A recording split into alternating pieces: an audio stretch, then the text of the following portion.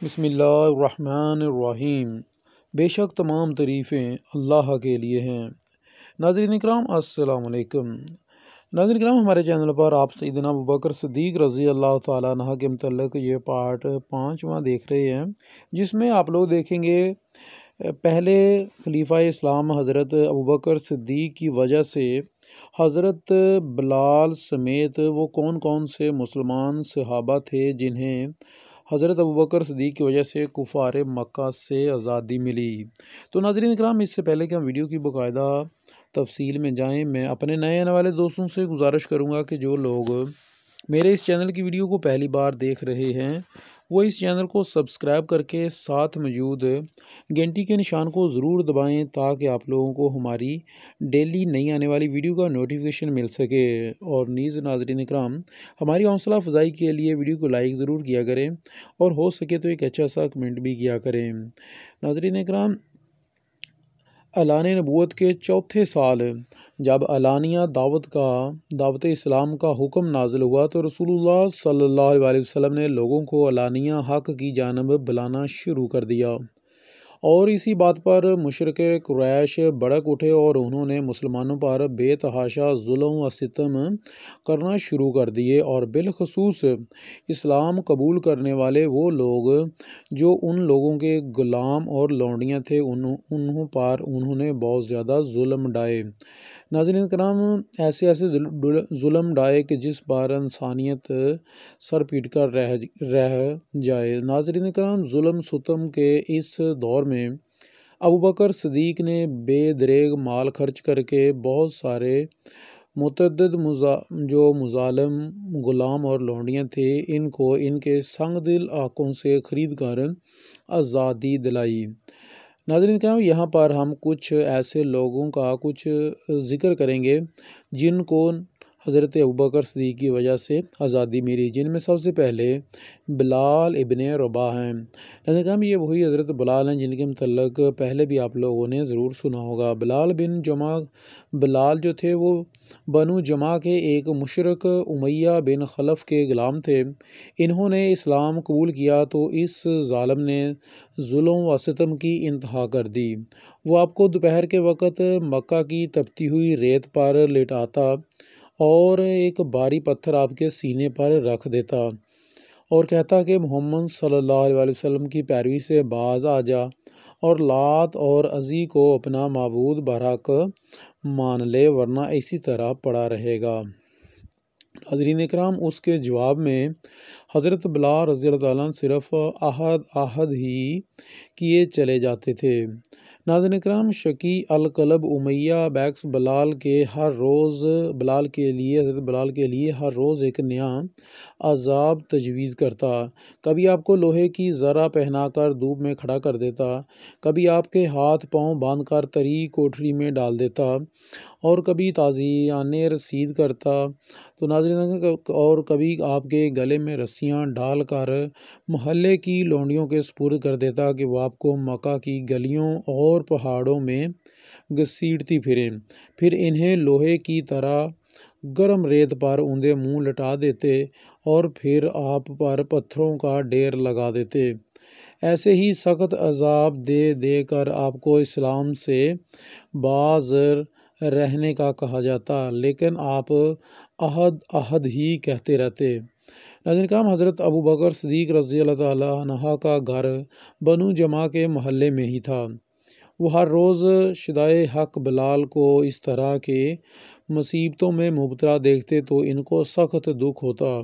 آخر کار ایک دن آپ نے بلال کو ایک معقول رقم کے عوض امیہ سے خرید لیا اور آزاد کر دیا۔ ناظرین کرام، ایک روایت میں ہے کہ ابوبکر صدیق نے آپ کو ایک تنو تن مند غلام اور 40 اوقیہ چاندی کے بدلے حضرت بلال رضی اللہ تعالیٰ عنہ کو خرید کر آزاد کیا تھا۔ ناظرین کرام، اس کے بعد آتے ہیں حمامہ۔ ناظرین کرام، حضرت بلال رضی اللہ تعالیٰ عنہ کی یہ والدہ تھی اور آپ پر بھی قبول حق کے جرم میں ظلم ڈھائے جاتے تھے اور انہیں بھی حضرت بلال رضی اللہ تعالیٰ عنہ نے آزاد کروایا۔ ناظرین کرام، اس کے بعد ہیں ام عبیس۔ ناظرین کرام، بیس بنو زہرہ کی لونڈی تھی اور آپ پر قبول حق کے جرم میں اسود بن عبد یغوث طرح طرح کے ظلم ڈھاتا تھا۔ اس کے بعد ناظرین کرام عامر بن فہیرہ ہیں اور آپ عائشہ کے ماں جائے بائی طفیل کے غلام تھے۔ اسلام قبول کرنے پر طفیل آپ پر طرح طرح کے ظلم ڈھاتا تھا اور مارتا پیٹتا رہتا تھا۔ ناظرین کرام انہیں بھی حضرت ابوبکر صدیق رضی اللہ تعالیٰ عنہ نے آزادی دلائی۔ اس کے بعد ناظرین کرام نادیہ اور نہدیہ اور ان کی بیٹی، ناظرین کرام یہ دونوں ماں بیٹی عبدالدار کی ایک عورت کی لونڈیاں تھیں۔ یہ عورت آپ دونوں پر بہت سختیاں کرتی تھی اور اسلام چھوڑنے پر مجبور کرتی تھی۔ ان کو بھی حضرت ابوبکر صدیق رضی اللہ تعالیٰ نے آزادی دلائی۔ ناظرین کرام اس کے بعد ابو فقیہ یسار رازادی ہیں۔ یہ امیہ بن خلف اور اس کا بیٹا صفوان بن امیہ آپ کے پاؤں میں بیڑیاں ڈال کر دوپہر کے وقت تپتی ہوئی ریت پر اوندے منہ لٹا دیتے اور ان کی پیٹ پر بھاری پتھر رکھ دیتے۔ کبھی آپ کا گلا اس زور سے گونڈتے کہ آپ بے ہوش ہو جاتے۔ انہیں بھی ناظرین کرام حضرت بلال رضی اللہ تعالیٰ عنہ نے آزادی دلائی۔ ناظرین کرام اس کے بعد لبینہ ناظرین کرام یہ بنو مومل کی ایک لونڈی تھی اور یہ عمر بن خطاب اپنے زمانے کفر میں آپ کو قبول حق کے جرم میں بہت مارا کرتے تھے۔ انہیں بھی حضرت ابوبکر صدیق رضی اللہ تعالیٰ عنہ نے آزادی دلائی۔ ناظرین کرام زنیرہ الرومیہ یہ بنو مخزوم کی لونڈی تھی اور ابو جہل اس کو سخت عذاب دیا کرتا تھا، یہاں تک کہ اس کی بنائی جاتی رہی۔ اس کی آنکھیں جو تھی ان کی روشنی ختم ہو گئی۔ اس پر ابو جہل نے آپ کو طعنہ دیا کہ لات و عزا نے تجھے اندھا کر دیا ہے۔ آپ نے بہت ہی زبردست جواب دیا کہ ایسا ہرگز نہیں، لات اور عزی تو اپنی خبر بھی نہیں، ان کو تو اپنی بھی خبر نہیں، وہ کیا جانے، انہیں کون پوجتا ہے، وہ کون نہیں پوجتا۔ ہاں میرا اللہ اس بات پر قادر ہے کہ وہ میری بنائی واپس دے دے۔ چنانچہ وہ دوسرے روز اٹھی تو اللہ نے انہیں روشن کر دیا، ان کو اللہ پاک نے ان کی آنکھیں عطا کر دی۔ ایک اور روایت میں ہے کہ آپ کی بنائی اس وقت گئی جب حضرت ابوبکر صدیق رضی اللہ تعالیٰ نے آپ کو خرید کر آزاد کیا۔ کفار نے طعنہ دیا لیکن آپ اسلام پر قائم رہی۔ آپ کے سچی نیت اور صداقت کی بدولت اللہ تعالیٰ نے آپ کو بہت جلد آپ کی بنائی جو تھی وہ واپس کر دی۔ ناظرین کرام ابو نافع، ناظرین کرام یہ دارہ اسلام میں داخل ہوئے تو ان پر ظلم و ستم کے پہاڑ توڑ دیے گئے۔ ابو بکر رضی اللہ تعالیٰ نے ان کو خرید کر ان کو بھی آزادی دلائی۔ ناظرین کرام مروہ بن ابو عثمان، ان کو ابو بکر نے خرید کر آزاد فرمایا۔ یہ عراق کی فتح کے بعد بصرہ کے قریب ایک جریب کی جگیر عطا کی گئی اور جہاں پر آج بھی ان کی نسل موجود ہے۔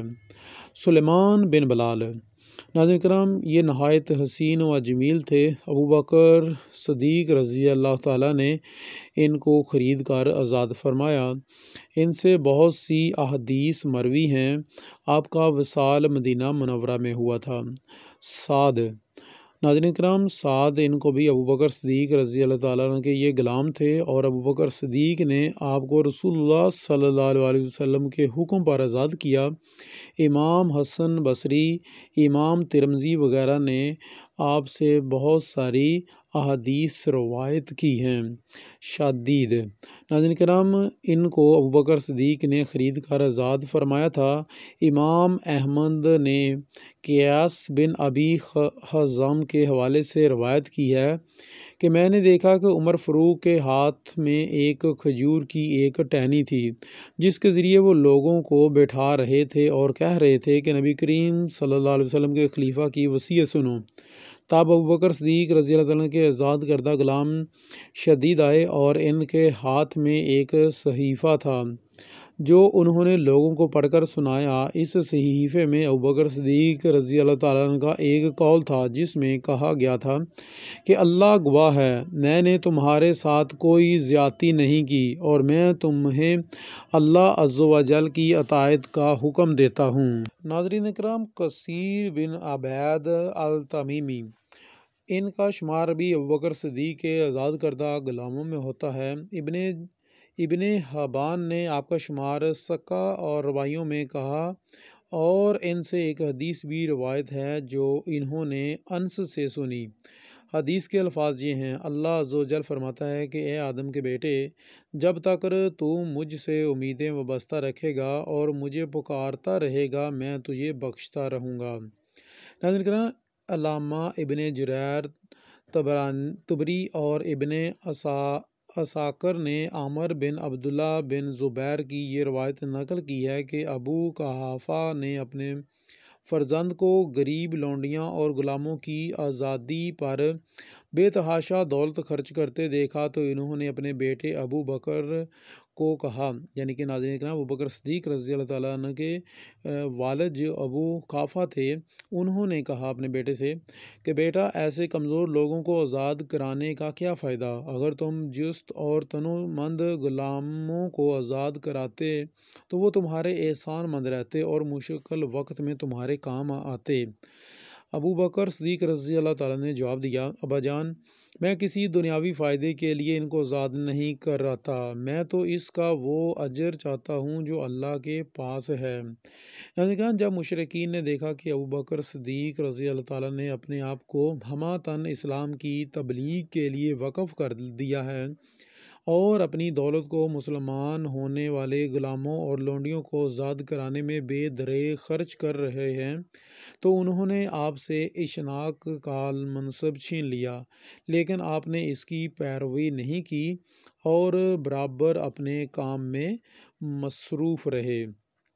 ناظرین کرام، آج کی ویڈیو میں آپ لوگوں نے دیکھا کہ کس طرح حضرت بلال رضی اللہ عنہ کی وجہ سے غربا اور مسکین اور مظلوم لوگ جو تھے ان کو کیسے آزاد کروایا، انہوں نے کن کن کو آزاد کروایا۔ ناظرین کرام، کل کی ویڈیو میں کچھ ہم آپ کے ساتھ شیئر کریں گے کفار کے کچھ ظالم جو ان پر کیے گئے اور ہجرت حبشہ کا قصہ۔ ناظرین کرام، اگر آپ لوگوں نے ہماری پچھلی ویڈیوز مس کی ہیں تو ان میں آپ لوگ دیکھ سکتے ہیں کہ قبول اسلام سے پہلے حضرت ابوبکر صدیق کے متعلق کہ وہ کیسے تھے اور قبول اسلام کے وقت انہوں کے پاس کون کون سی الہام ہوئی، ان کو کون کون سے خواب آئے اور ان کو کیسے کیسے واقعات دیکھنے کو ملے، اور حضرت ان کی والدہ یعنی کہ حضرت ابوبکر صدیق رضی اللہ عنہ کی والدہ کا شجرہ نسب اور ان کے والد کا شجرہ نسب، اور حضرت ابوبکر صدیق رضی اللہ عنہ کا تعارف، ان کا شجرہ نسب، وہ سارا کچھ ہم اپنی پہلی ویڈیوز میں شیئر کر چکے ہیں۔ اگر آپ لوگوں نے وہ ویڈیو نہیں دیکھی ہیں تو ان کو بھی ضرور دیکھیے گا۔ ملیں گے اپنی اگلی ویڈیو میں، تب تک کے لیے اجازت چاہتا ہوں، دعا میں یاد رکھیے گا۔ اللہ نگہبان۔